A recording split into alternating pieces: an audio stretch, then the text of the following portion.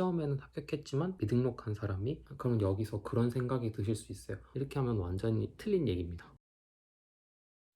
안녕하세요. 1인칭 회계사 시점입니다. 회계사가 무슨 일을 하는지 아시나요? 다른 유튜브 영상들에 회계사가 어떤 일을 하는지 설명한 영상들이 꽤 있어요. 그런데 대다수가 인터뷰 형식이어서 회계사가 어떤 일을 하는지 상세하게 다루고 있지 못한 것 같아 제가 따로 영상을 만들어 봤습니다. 그리고 또 제 채널이 1인칭 회계사 시점이잖아요. 그런데 회계사가 무슨 일을 하는지 제 직업에 대한 영상이 없으면 안 될 것 같아서 영상을 만들어 보았습니다. 근거 자료를 가지고 말씀을 드리도록 하겠습니다. 한국공인회계사회라고 공인회계사 협회가 있습니다. 거기서 매월 회원들의 현황을 이제 공시를 합니다. 해당 공시 자료에 따르면 등록 회원이 있고 그리고 미등록 회원들이 있을 거예요. 등록 회원들 같은 경우에는 크게 감사인, 개업, 일반, 그리고 휴업 이렇게 나눌 수 있고요. 그 다음에 감사인은 회계법인, 그리고 감사반 20인 미만을 얘기를 합니다. 회계법인은 또 우리 흔히 들어본 빅4가 있겠죠. 그리고 로컬이 있을 겁니다. 사실 빅4와 로컬에 대해서 협회에서 제공하진 않았는데요. 여기 있는 숫자는 제가 빅4 회계법인 사업보고서를 직접 참고를 해서 근무하는 인원이 몇 명인지 조사를 해봤습니다. 우선 인원수대로 나열을 하면 3일 회계법인, 삼정, 한영, 한진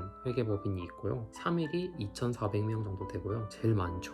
그리고 삼정이 2,000명 조금 넘고 한영이 한 1,200명 그리고 안진이 한 1,100명 정도 그렇게 해서 6,700명은 빅4에 있고요. 그 다음에 회계법인에서 14,000명 정도 근무하고 있다고 공시되어 있더라고요. 그러니까 로컬 회계법인에서 한 7,000명 정도 근무를 하고 있다라고 추론을 할 수 있겠죠. 그리고 감사반에서 1,400명 그리고 완전 개업하신 분들 한 700명 정도 계시고 그리고 휴업 중인 회계사가 8,000명 정도 됩니다. 등록 조건이 수습기관에서 1년을 근무를 하셔야 되거든요. 그러니까 1년 정도만 하고 공기업이라든지 일반 회사가 될 수도 있겠죠. 대기업, 증권사나 은행 같은 사기업 그리고 진학하신 분들이라든지 기타 등등 해서 8,000명 정도가 있습니다. 그렇게 해서 한국공인회계사회에 등록한 회원 23,875명이에요. 지금까지. 그리고 금융감독원에 가시면 공인회계사 시험의 총 누적 합격 인원이 나옵니다. 그게 25,699명이에요. 그러니까 시험에는 합격했지만 미등록한 사람이 1,900명 정도 된다고 추론할 수 있습니다. 각각의 비율을 따져보면요.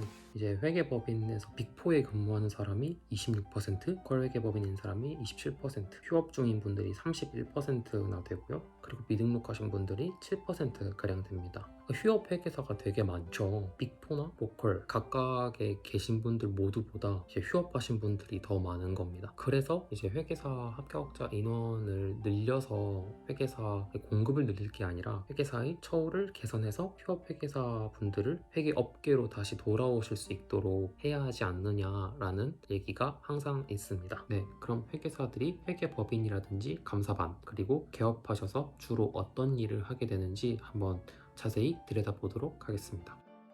회계사가 무슨 일을 해? 라고 물으면 두 가지로 나누어서 생각해 볼 수 있습니다. 인증 업무와 인증 업무가 아닌 것으로 나눌 수 있습니다. 되게 쉽죠? 이 인증 업무라고 하는 건 이제 우리가 흔히 알고 있는 회계감사가 있겠죠. 근데 회계감사만이 인증 업무는 아니고요.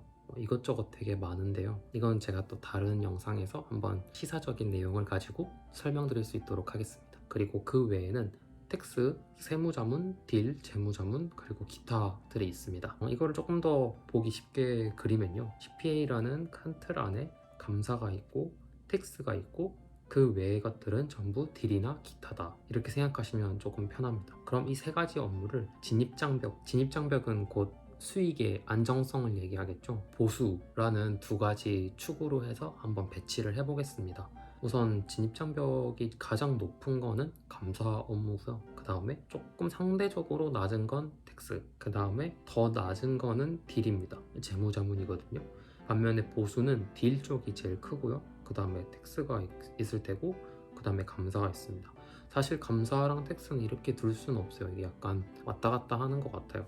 그리고 딜 같은 경우에도 업계가 호황이냐 불황이냐에 따라서 소득에 조금 변동이 있기 때문에 딱 이렇게 말할 수는 없지만 제가 보기에 대충 이렇다. 그럼 각각의 진입장벽이 이렇게 높은 근거가 무엇인지 그리고 보수가 이렇게 높은 근거는 무엇인지 한번 Y축부터 보도록 하겠습니다.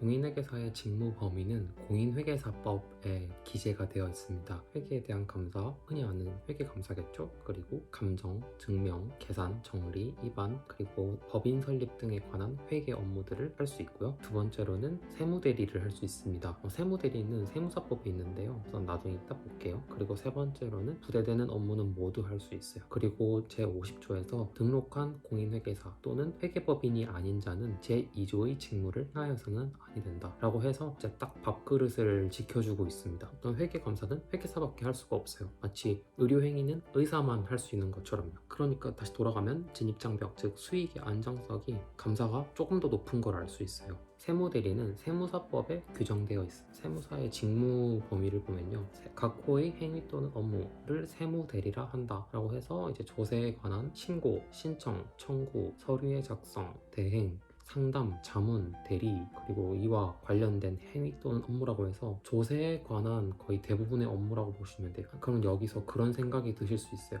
그러면은 회계사가 세무대리를 할 수 있으니까 세무사법에 있는 세무사 직무를 다 포함하네? 라고 생각하실 수 있는데요. 네, 그 생각이 맞습니다. 2011년까지 회계사 시험을 합격한 사람들은 세무사 자격을 자동으로 부여를 했어요. 그러니까 자격증이 그냥 자동으로 나왔어요. 그래서 어느 정도 연차가 있으신 회계사님들 보면 세무사, 공인회계사 자격이 같이 있잖아요. 따로 시험을 친 게 아니라 그때는 다 그냥 줬어요. 그리고 세무대리는 당연히 할 수 있었고요. 그런데 2012년에 법률이 개정되면서 2012년 합격자부터는 세무사 자격을 따로 부여하지는 않고요. 대신 2조 2호에 적혀있는 세무대리를 모두 수행할 수 있습니다. 약간 서로 시장이 조금 다르긴 해요. 회계사의 경우에는 법인을 주 대상으로 하고 세무사의 경우에는 주로 개인을 대상으로 합니다. 하지만 꼭 그렇지만은 않아요. 소득세에 대해서 굉장히 잘 알고 계시는 회계사님도 많고 또 법인세에 대해서 잘 알고 계시는 세무사님들도 많기 때문에 회계사는 법인세만 하고 세무사는 소득세만 한다 이렇게 하면 완전히 틀린 얘기입니다. 그리고 재무자문 딜의 경우에는 진입장벽이 상대적으로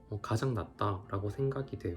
왜냐면 처음에 딜에 입사할 때 제안서 쓸 때는 회계사 자격증이 있는 것이 큰 무기가 될 수 있다고 생각해요. 하지만 영어를 엄청 잘 하신다든지 실력 있으신 분들은 꼭 라이센스가 없어도 재무자문 영역에서 일을 하실 수가 있거든요. 정리하면 시간이 지날수록 결국 성과로 승부를 보기 때문에 수익의 안정성은 조금 낮다라고 제가 기재를 했습니다. 그리고 이제 보수 쪽을 볼게요.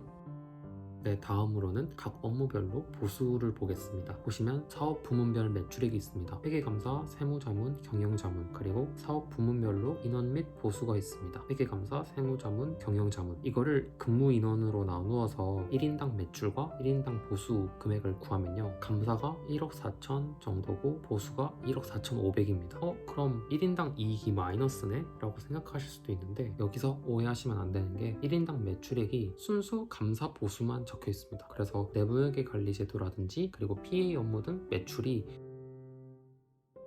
다 경영자문 쪽에 매출로 잡혀 있습니다. 텍스 같은 경우에는 1인당 매출이 3억 1천, 1인당 보수가 2억 2천 정도. 그래서 1인당 이익이 9천만 원 정도, 딜이 조정하기 전에 1인당 매출이 4억 5천, 그리고 1인당 보수가 1억 8천 정도니까요. 2억 7천. 근데 이거는 과대 계상된 거라는 걸 고려하셔야 됩니다. 그러니까 다시 돌아가면 감사, 텍스, 딜 이런 식으로 보수가 증가하는 것을 확인할 수 있습니다. 마지막으로 3일회계법인 사업보고서를 참고해서 서비스 라인별로 어떤 업무를 하는지 들여다보겠습니다. 먼저 감사본부에서는 재무제표 감사를 하고요. 그 다음에 회계자문 같은 것도 하고, 그 다음에 내부통제, 그리고 내부회계관리제도, 싹스조, 자문, 그리고 포렌식 서비스, 부정 관련한 거, 그리고 텍스 서비스에서는 세무자문 하고요. 그 다음에 조사지원도 하고, 조세불복, 상속증여세 자문, 그러니까 소득세도 하죠. 그리고 이전가격도 하고요. 그리고 딜에서는 재무자문, M&A 전략, 인수 및 매도 실사자문, 가치평가 및 가치증대 전략